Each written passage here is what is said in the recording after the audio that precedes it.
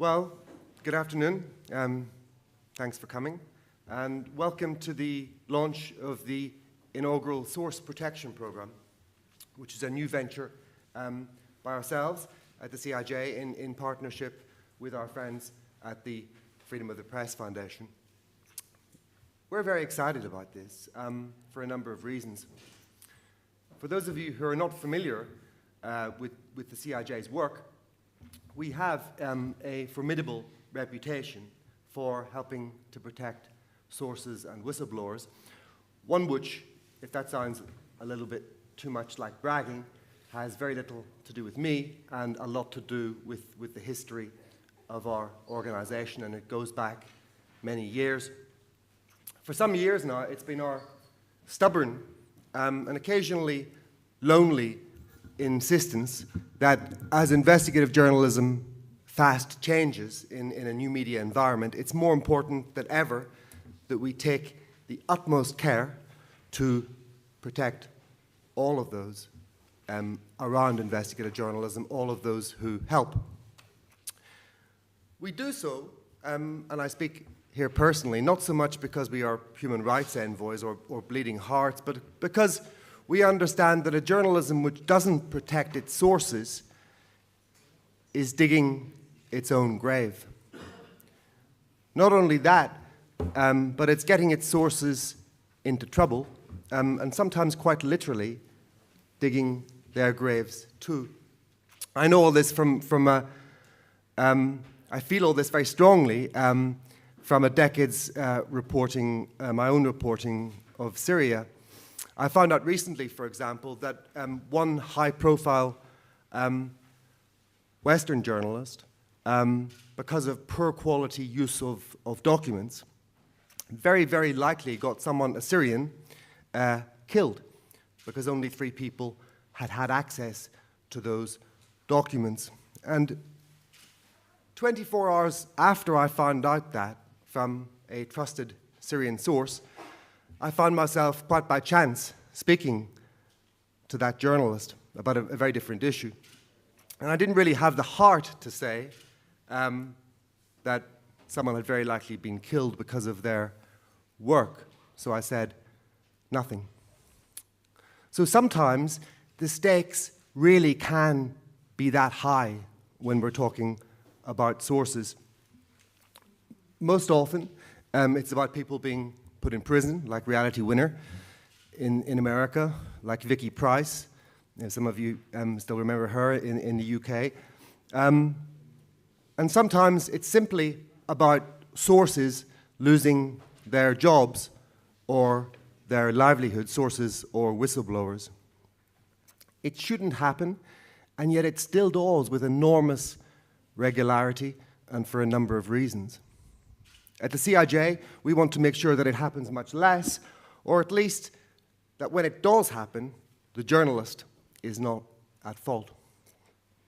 So that's a very long-winded way of saying that we're going to have a conversation today about an open-ended conversation about sources and how best to protect them. And to have that conversation, we're very lucky to have a distinguished panel of journalists, investigators, teachers, to have this open-ended conversation about sources. 2 of the people on this panel are teachers on the Source Protection Program, which has already been in operation in pilot form for a while. And the third is a very distinguished alumnus of that pilot program. So just to run you through your panel, Ione Craig is a distinguished and intrepid Yemen journalist, famous for her work covering the conflict from inside the country. But she now also heads the Yemen Data Project, which gathers open source data on airstrikes and political violence, and she talks to Yemenis very regularly on the ground, as well as still going there. Harlow Holmes is the Chief Information Security Officer and Director of Digital Security at the Freedom of the Press Foundation. She's a scholar as well as an activist, and she's also an adjunct professor at NYU. Alison Killing is a journalist and architect who uses maps and data to investigate urgent social and humanitarian issues. And last year, many of you will know, she was jointly awarded the Pulitzer Prize for International Reporting for a series of articles which forensically exposed a network of detention camps for Uyghurs in the Xinjiang region of China. Now, we're hoping for an open-ended conversation, which to some extent might involve you at the end, if we have permission for that.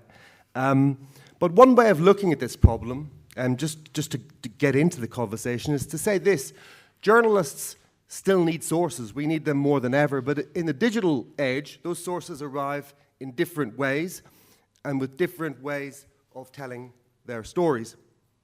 So what's the best way to protect them when reporting is often done remotely, necessarily remotely, and yet keeping sources safe can be a matter of life and death? So should we trust to technology and to keep ourselves safe, or stay close to more traditional kinds of journalist tradecraft, trust only our wits, not Facebook, not Google, not anything else? So I thought we might start with Iona, who could perhaps tell us something about how you work in the Yemen Data Project, any problems that have arisen, and how you work to keep people safe. Yeah, I suppose from a practical basis, the work that I do with the Yemen Data Project is quite different to what I do as a journalist on the ground in the sense of security-wise. With the Yemen Data Project, I am the only sort of public face of the project, and with a team of 6 others. And I say that sort of looking up into the sky because 3 of them I don't even know their names, even though we've all been working together and collaborating together since effectively 2015 as the Yemen Data Project, since about 18 months after that. And there's a very good reason for that, because I spend, as a journalist, a lot of time going in and out of Yemen, around Yemen, and have had my fair share of run-ins with the authorities there. And the reason I don't know their names, we've done deliberately as a security protocol, if anything else, so that it means that even if I do get arrested or detained, I can't pass on information that I don't know.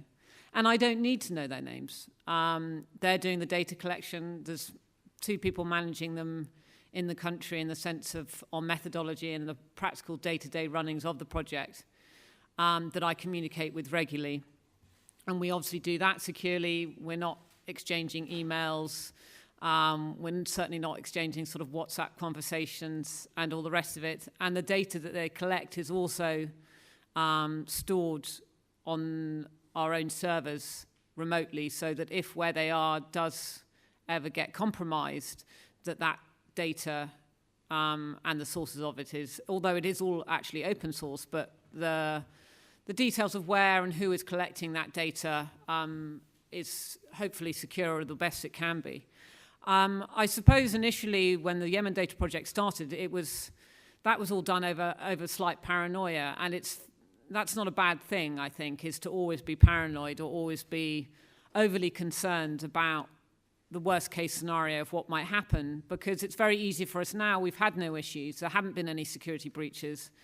There have been early on some attempts to sort of hack into our website, but it would be very easy to kind of not pursue with those sort of protocols and feel like, well, we don't really have any threats now. We don't need to worry about being that sort of security conscious. But that would be foolish in itself, I think. You know, when you're working on a data collection project that involves a conflict like that, the belligerents in the conflict can be not best pleased with what you're doing, and their capabilities are far stronger and more powerful than not only you might be aware, but also than you are. And so, yes, it was always clear to us from the very beginning that, and it's slightly why I took on the role in the first place of being the public face of the Yemen Data Project, even though those that are doing the data collection are Yemenis, that this was the safest way of doing it. I could be a sort of public face and take all the rap, if you like, because I was already probably disliked by all sides in the conflict equally. Had already had my various run-ins with the different authorities involved in the conflict. And that if anything, not to be the fall guy, but I could therefore protect those and keep those safe that were living in and working on the ground. And that was really important for them to be able to continue what they were doing. On a more practical basis, on the journalism side, that obviously you have to be much more adaptable.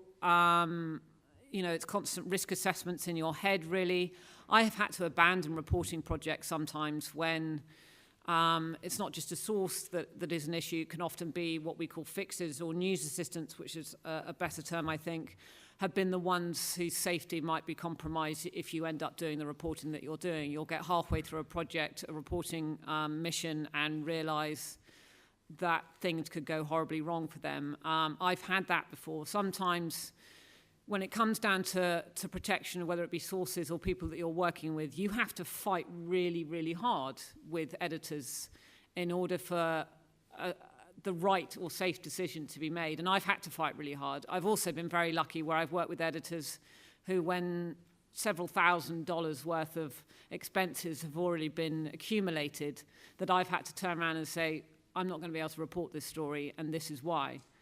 And they have been really good about it and said, yeah, it's your call. You know the situation better than I do. And I've never regretted that decision. It's always worked out to be the correct one. And I think it's definitely saved people from going to jail, if not potentially lives as well. And that's something you have to deal with when you're working often in a conflict zone with sources and individuals who are putting their lives at risk, obviously, when we can step away and walk out of the country and perhaps not think about it again. Then I've also worked in before the war, sources can be Al-Qaeda figures. And I've had to turn around and say, you do realize the way you're communicating with me can get you killed. And that often has led to the question, what should we do for that not to happen? And then you sort of realize that you might be in a slightly dodgy legal situation where you might be aiding or abetting Al-Qaeda somehow, is giving them information on how to remain secure and not get themselves killed. You try not to sometimes you get into the sort of black humor stage of it. But I mean, I've then had to turn around, you'll have to look online and find out that information for yourself. But it's not for me to play judge, jury, and executioner. I leave that to the US administration usually, who does that far better. And so even with sources like that, you have to be prepared to warn people that the way that they are communicating with you might not be the safest way. There are other ways, even if legally you can't necessarily point to what is the safest route, because that could be tricky. But yeah, I think overall it's, and I'm sure we'll hear about it more, it is about assessing and reassessing the environment that you're working with, the devices that you're working with, the people that you're working with, and really simple things about informed consent with sources is something of a myth, because if people are willing to be named in your reporting, they may not have any idea of the risks that they're taking in order to do that. And we are often, as reporters and journalists, best informed ourselves to be able to make that decision for them. And on many occasions, I've had people saying, I'm quite happy for you to use my name. And I'm much more well aware than they are of the risks and the security risks that ensue as a result of that. And I won't use their name, even though they've given me permission to do so, because I know what the consequences will be, often better than they will. So, yeah. Thanks for that. I know lots of questions arise, but we'll move on to Alison to sort of progress the conversation. Alison, what steps can you tell us that you took, insofar as you can tell us, to you and your colleagues to keep your reporting team safe in that series on Xinjiang?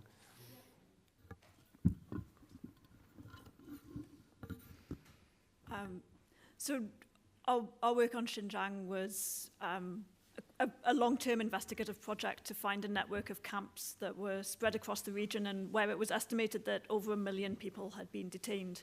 And because of restrictions on the internet and because of restrictions on reporting in the region, it was very, very difficult for journalists to work there. And so our challenge was really in how can we investigate this from outside of Xinjiang. And we settled on using satellite imagery. And to narrow that down,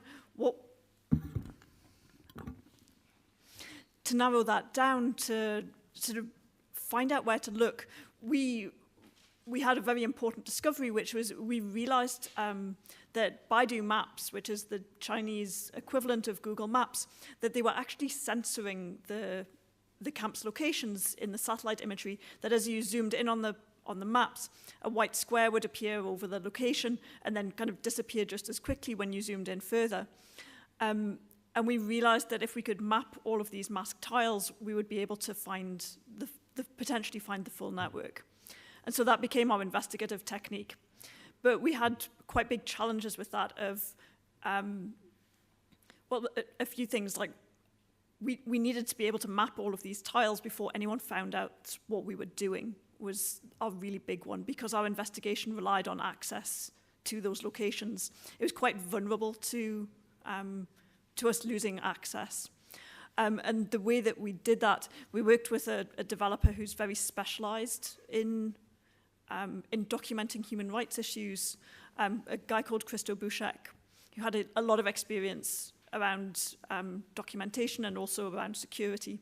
He mapped all of these locations sort of surreptitiously, built software that Baidu wouldn't be able to, that hopefully Baidu wouldn't realize that we were mapping these locations and that we were looking at this, and then built a secure server by which we could access a map of these locations. And we had to be still very, very careful around with our team. We mostly used Wire to communicate. We also used Signal quite a lot and WhatsApp. We even experimented with PGP for a while, although that was an enormous headache, and I'm not sure I would recommend it. But yeah, I mean, and then we had a lot of security around our server as well. So yeah, that was how we kept. We weren't so worried about keeping our team safe. We were more worried about our access to information and being able to preserve that. Yeah. Okay. Bluntly, then, what mistakes do journalists tend to make when they're dealing with sources? Well, one, really happy to be on a panel with all of you. I am in huge admiration of all of the work that you do. And I would say that from my perspective, I definitely do not get the opportunity to be on the front lines in the ways that you are. I'm more of a like Dr. Quinn medicine woman type role, having to deal with a lot of investigations, simply because, and you pointed to this just a little bit, it's really, really not a great idea for someone like me to have access to a lot of, the actual context around the investigations that are being worked upon, because that puts any investigation in jeopardy with by association with me. So I'm remiss to say, I'm hesitant to say rather, that there are, mistakes. Because there's so many, details and decisions that get made on the fly, or perhaps not necessarily utilizing the best solutions, but the solutions that work, the tradecraft of it that I cannot come in and consult upon. So I'm going to kind of put the kibosh on the term mistakes when I talk about some of these things. But there are some trends that I do like to address, and that does have to do with a certain amount of complacency with the tooling that we have and the services that we use, the platforms that we engage with, that has been around for a while, but is only exacerbated now that a lot of the reporting work, the investigative work is carried out in lockdown, even with distributed networks of teams who are collaborating on the same project, as well as working with sources, fixers, et cetera. But to, I guess, be more precise about that, what complacency means is usually twofold. One is that the same device that you are going to, speak to your mother on is the same device that you are speaking to someone in Al-Qaeda Al-Qaeda. That's problematic, and it always has been, but because we're so comfortable with these particular devices, we kind of expect from like a very, very like perhaps haughty standpoint that this one device is going to be there for us as like, the Swiss Army knife to get all of these things done, depending on the threat model. And that encourages people to forget, I think, what is one of the fundamentals of this type of work, which is compartmentalization. And people should give themselves the resources that they need in order to make sure that compartmentalization is done correctly, whether that means in the more extreme cases having separate devices, phones, computers, et cetera, that can fulfill that, or at least understanding that even if you are using one device, like ways of configuring the platforms and software that you use in order to at least come a little bit closer to an ideal of compartmentalization. And so to dig even further with that, our engagement and reliance upon platforms really, really does matter, depending on what exactly we're trying to do, what the beat it is that you're working on, and the threat assessment that you do, hopefully, before going into investigation when talking to a source. So the difference between WhatsApp and Signal, yes, you would definitely not want to talk to a lot of your sources or fixers over WhatsApp, and you would go to something like Signal. We can talk about Wire later, but the reason why is not because these tools are cooler than the other or necessarily more accessible than one another, but it has to do with the minutia of how these platforms have inserted themselves in the market. WhatsApp is owned by Facebook, or Meta now as they're called. Go check out their lounge. I hear it's pretty cool. But even though WhatsApp and Signal are constructed in pretty much the same way as far as the encryption that they provide, the difference lies in the fact that Meta is a multinational corporation that is trying to assert its dominance in a variety of markets across the globe, and that means treating the stuff that we don't necessarily think about, such as the metadata between conversation partners, the duration of that metadata being kept on servers, the types of backdoor agreements that they have to maintain with governments in order to keep those services operable in those markets is way different than the story that Signal tells on that same basis. And so from our perspective, these things all look the same, but if you look at what's going on behind the curtain, they're actually quite different. And that matters a lot from an investigative standpoint. A lot of times, and I'm pivoting just a little bit, but I do think that these things are interlinked, is that historically, whenever an investigation gets into trouble in a certain way, a reporter is going to want to turn back time as far as this is concerned, meaning I want to delete this history of correspondence. I want to wipe this device. I want this data not to exist. And unfortunately, especially in investigations where things start out primarily digital as far as conversations are concerned, turning back time is not possible because that data no longer belongs to any one in the conversational party. They belong to these platforms. They are probably kept around for longer than you could have imagined, and the entities that have access to it are way more resourced and well-heeled than you can imagine, such as state actors or criminal organizations or large corporations that are incredibly litigious. And so the idea of turning back time as far as the data that's already left in play is concerned is actually a moot point. And so you have to start out with practices that minimize the damage done as much as possible, and knowing the tooling and knowing the protocols in order to do so before even starting an investigation. And And I guess finally, there is like that, you mentioned, Iona, you mentioned informed consent, and sometimes the source or, you know, whomever else on the other end not realizing exactly what their participation is going to mean and being able to forecast that. And what I like to call that actually is the asymmetry of preparedness. There's always going to be asymmetry between us, you know, who are sitting in rooms like these, having these conversations and having, you know, the preparation to practice, and a person who sits with you because they want to, they want you to help them tell a story, because this is our job to know, whereas their job is, their job is the job that they came in with, and they never ever expected that they would be in this type of position.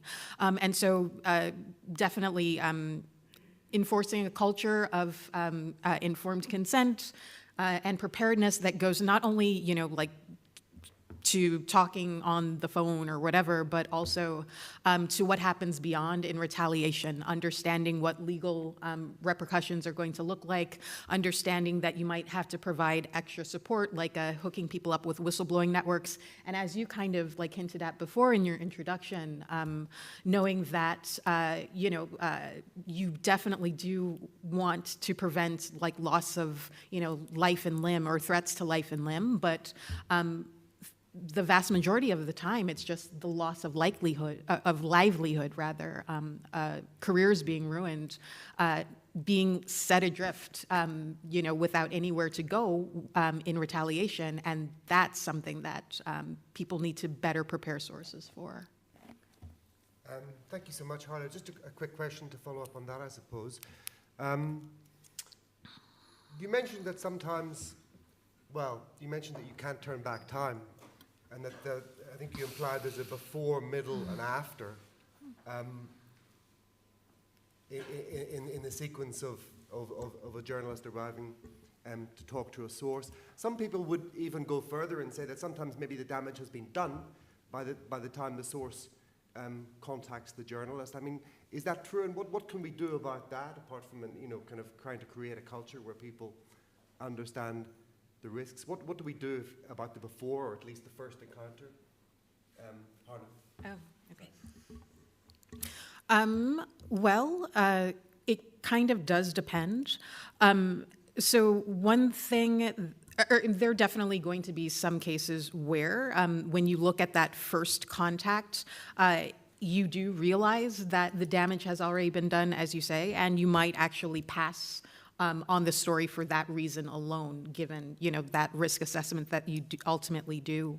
One way to prevent such things from happening is to, as we like to say, be available everywhere, making sure that, you know, there are like publicly known places on what we like to say the commons of the internet, where people can safely go to get the information that they need and do the research that they need to do before they undertake the act of becoming a source. So this is why, for instance, you might see like a lot of newspapers popping up with tip pages that not only say, you know, here's our signal number, here's how to send us stuff using PGP, once again, poor you. And also, you know, here's information about where to learn more about these tools, how to practice with them, and why they're important. I think that that's kind of, you know, that initial duty of care that not only organizations but individuals can do. With regard to your work, Alison, you know, perhaps without you saying too much, can you tell us whether you were dealing with any sources in the region? And then secondly, your concern about those servers, was it a hack attack by the Chinese government, or that was the concern, or? So I'll do the second question first. Keeping the servers secure was partly about keeping the project secret until the point at which we were ready to publish. The other side of it was that we wanted to be able to provide chain of custody for the data that we had, because we wanted to be able to provide it in a format where, should that be necessary or interesting, that it would be good enough to be presented as evidence in court. And so chain of custody was incredibly important for that. We also set up a process around auditing that data. Chain of custody basically means like we can prove where we got it from, and that nothing has happened to it in between, that it hasn't been tampered with. So we also collected a lot of metadata. And the second part of it, the sources in the region.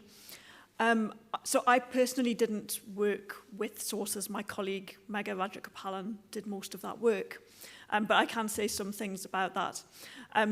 All of the people who we interviewed for this project, they had been former detainees who had managed to leave Xinjiang. A lot of them were in Kazakhstan, some were in Turkey, some were in Europe. There are also people who have made it to the US. And so in terms of access, there wasn't actual access to meet them wasn't too difficult. But those people, they had a number of concerns.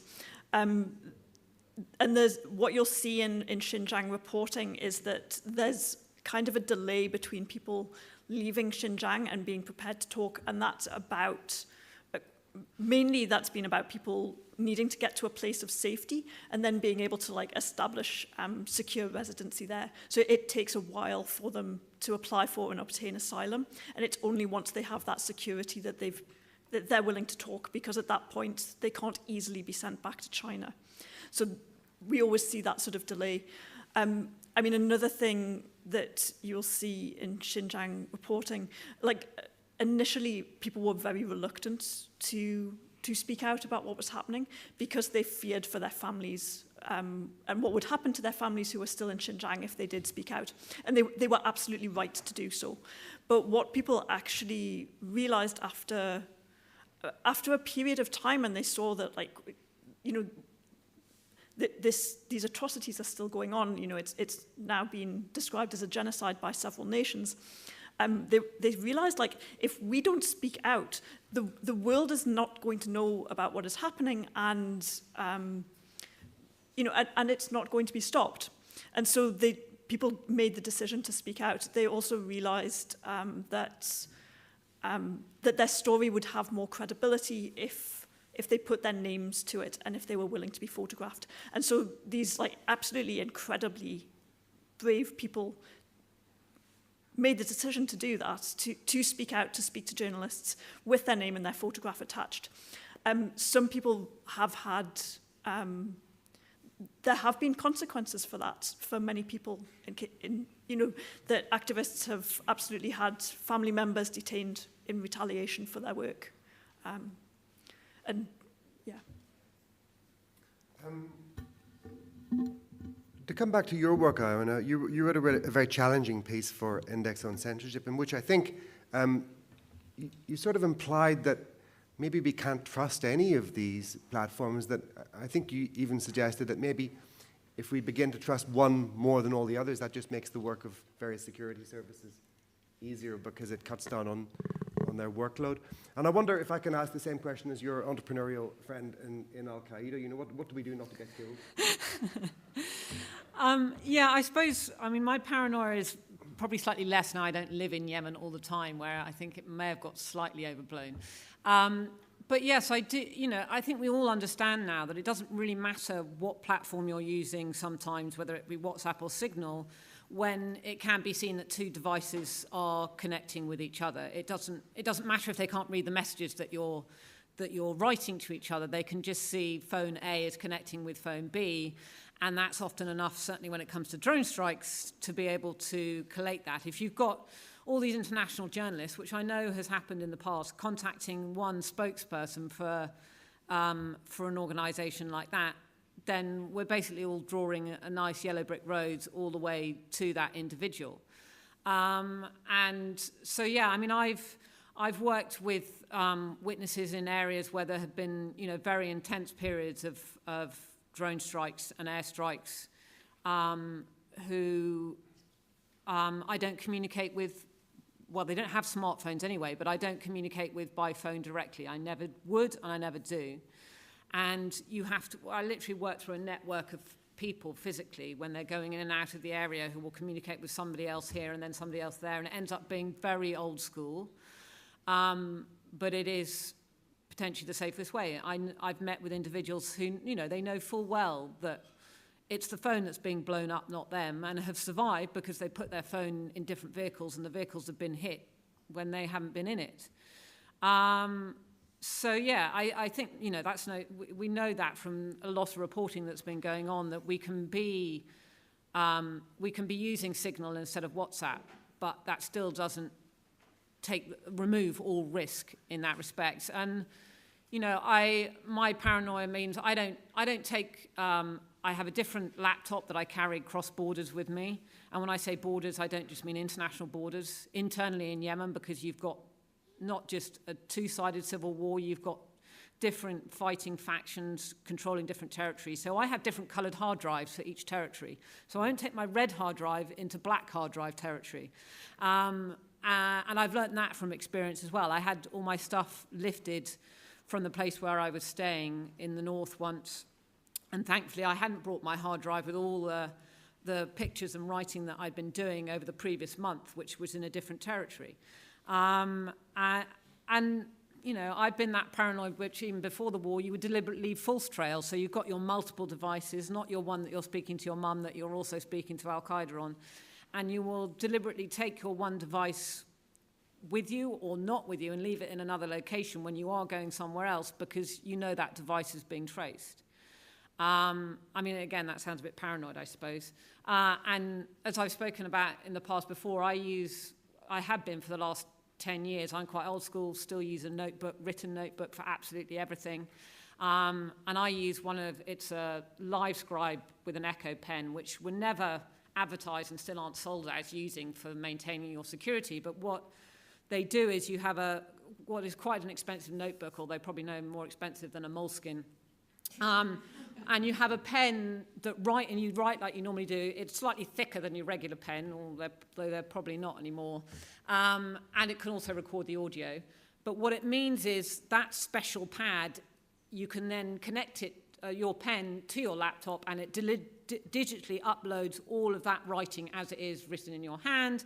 And then I send it to either myself or somebody else securely whilst I'm still in the country. What that means is that physical notebook, I can either burn it, destroy it, or hopefully not lose it, but potentially lose it, and it doesn't matter. I've still got all that information and all that detail, but it does mean that I can, if I want to, destroy that notebook in order to maintain the security of the information that's within those notebooks, even though I've written it by hand, but without losing all of that information.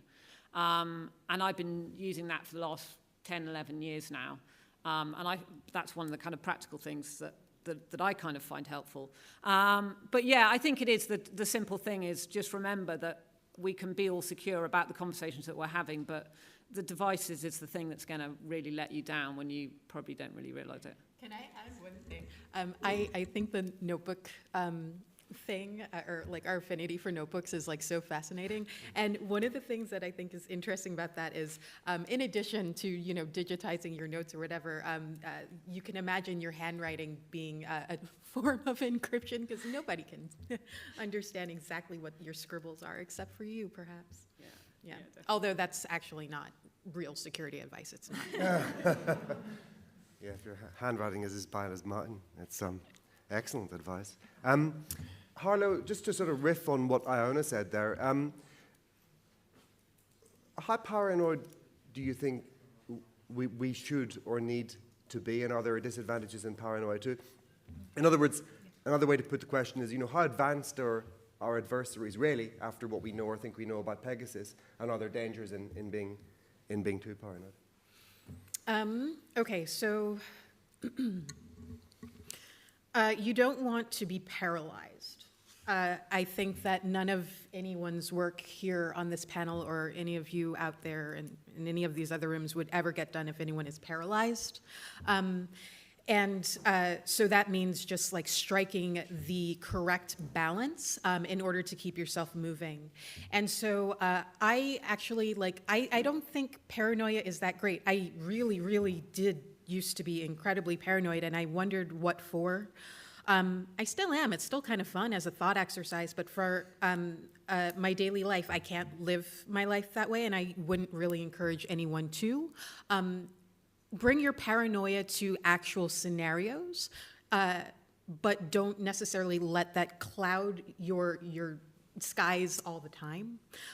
Instead of paranoia, think about just preparedness and think more towards like, being informed. Like the reason why like people make fun of the people who wear the tinfoil hat is like, unfortunately, I mean, they're wrong to be paranoid, but they're right to have like done the research to understand a little bit more as to why, the outcome is paranoia. And so when I had mentioned, like understanding the difference or about like market positions between like WhatsApp and Signal, like that's a little bit, that sounds paranoid, but actually no, that's like informed consent. And and it actually starts to reflect itself in the way that, companies like Meta or whatever might communicate these risks to us via their like transparency reporting, like have a look at that, understand exactly what the difference between a court order and like a subpoena is, and apply that accordingly. Once again, with the caveat, this comes from like a very Western perspective, because obviously when you're looking at authoritarian governments such as that of China, or if you're looking at like rogue territory, then all of these rules go out the window. And then on the opposite end of that spectrum, there's also nihilism, where you think, oh, it doesn't matter. And anecdotally, I can say, like, I see that the most in South and Central America and in Eastern Europe, where it just doesn't matter, and so you do nothing. And I think that that's the opposite end of that particular spectrum and is equally unhelpful. I can totally see that. Do you want to come in on that, Alison, or should we? No, just... I think we might have permission for one or two questions, if that's okay with the organisers, if you maintain the rules. Maybe one quick question from this gentleman here. Question for you. You said that you didn't have direct contact with your sources, but it was direct contact with your sources, but you had a network of people, intermediate people. Is that the risk for to be the confident to the sources? How do you know that you are getting the right information if you have a bunch of people between you and sources? And the second thing, if you didn't get any contact with your sources, how did you reach your sources? Just to slightly repeat the question for the rest of the room, and if I understand you correctly, how do you kind of know the sources are who they say they are if you're not having direct communication with them when you're going through a network of people? And how confident can you be that they are who they are? These are actually all people that I have met physically in person myself, because I've spent 11 years covering the same country. So they're people I have physically met in person. That's how. One of them, there was one exception to that, and that was I got them verified through somebody I knew very well and known for many years who had physically met them as well. So yeah, otherwise you don't know who you could be dealing with anybody, and if it's passing through a network of people. That network of people, I think all Bob, maybe one son of somebody who's older. I think I've met them all through that network of string of people. And so yes, that's why it kind of works on a practical basis, because I haven't always done it remotely, and when I do get the opportunity, which isn't very easy, but I have physically met them in person. And they will normally be the ones that are reaching out. It's very rare, and they tend to get quite paranoid. If I'm doing the reach out, I do it, but they normally, it comes from their end, and unless I've got something urgent or specific to try and get to them, or I am trying to physically meet up with them, then it goes in the other direction. But it does mean it's a lengthy process. If you want to know an answer to the question, it's going to take days, possibly weeks, to get an answer to that question. You're not going to be able to do it in a couple of minutes over you would do over Signal or whatever. That's the issue with that. Alison, is there anything there about remote sources or sources that you can you say anything about whether the reporting team used any sources inside China that they hadn't met, or they had any problems with regard to things like that? Because there is an issue about anonymity in authoritarian regimes, and people, wanting for various reasons to have anonymity, but perhaps that doesn't really apply to a trustworthy source. So, in a few cases, we've had leaked videos of the camps. One set was construction video. It was videos of the camps under construction, and it was taken by a construction worker who then managed to smuggle that video out to an organisation called Bitter Winter. I'm not sure how they did that, but I think last November, based on our reporting and the map that we had published of the camps, we actually had a Chinese vlogger who took our map and travelled to Xinjiang and basically ground truthed our reporting, which was incredible. He took enormous risks to do that. A lot of the sort of work that he did, he was driving down a road with his phone just on the dashboard so that he was able to film the camps as he drove past, and that in itself gave us enough information to verify these locations.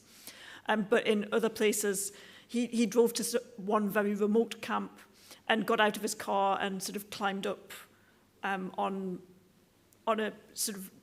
a big earth berm that overlooked the camp. He crossed sort of desolate farmers' fields to go and look at another place, and he didn't have plausible deniability for being there.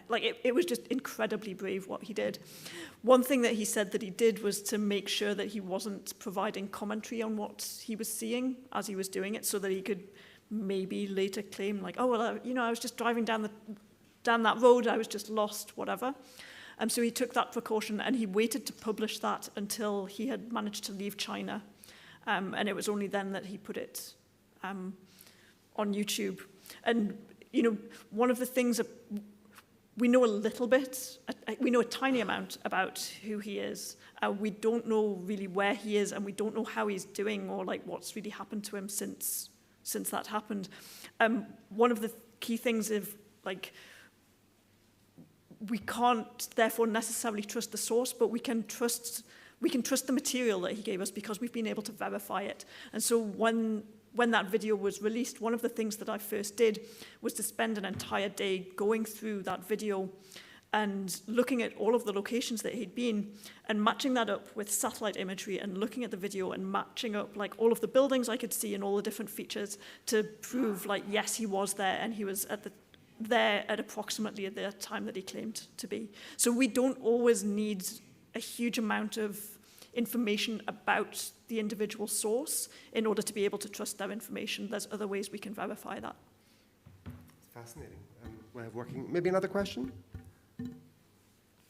If anybody has any questions? Yourself. So how and where do you draw the line when you say you have to inform the sources so they don't know the risks, and there are still brave people to tell their story even with their name and photograph? And like you said, there was some cases relatives have been detained. Where do you draw the line that you don't want to publish the information?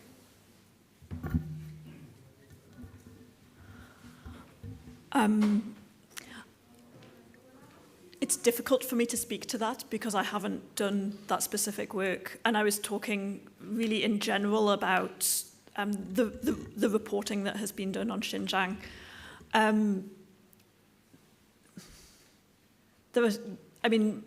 Mega, my colleague, I know that she sort of goes through a process of in doing interviews and getting informed consent and trying really her best to explain to people that if they tell her their story and if she publishes it in full, that it really, really will be seen by a lot of people, really a lot.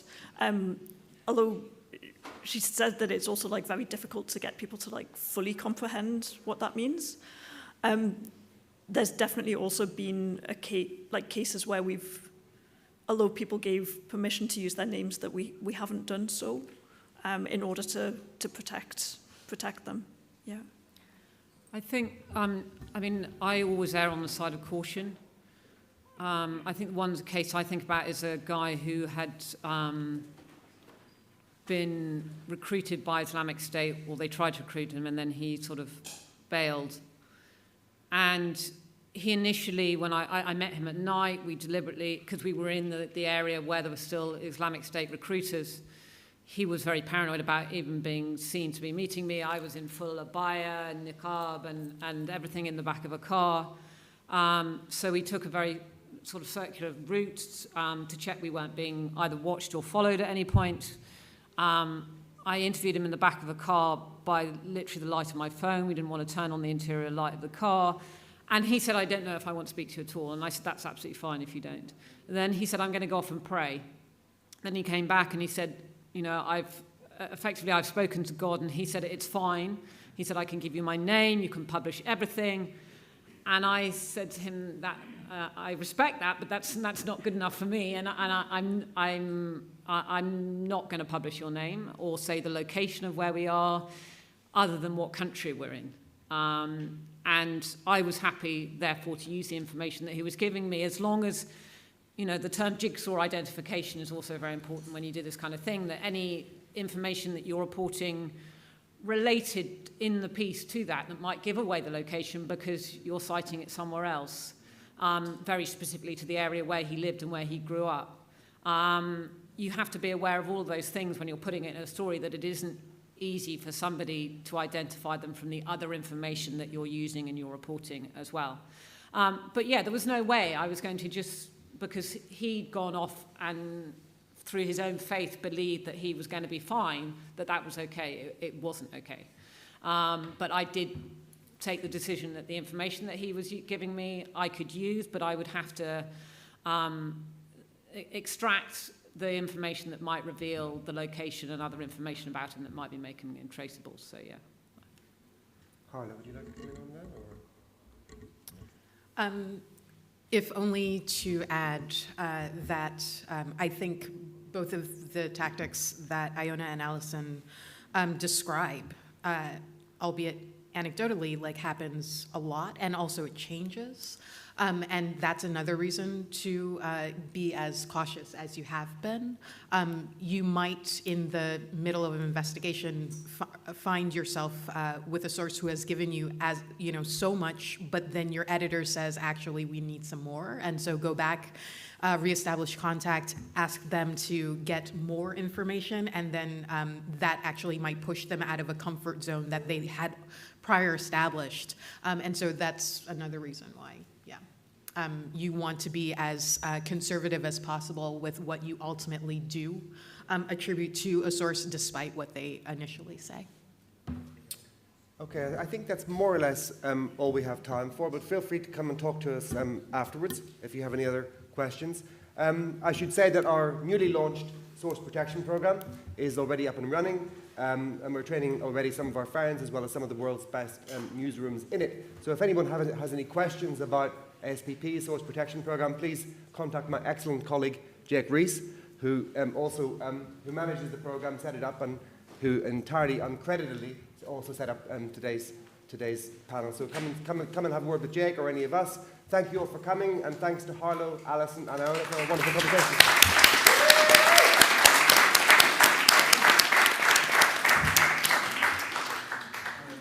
And thanks to the organisers too for their indulgence.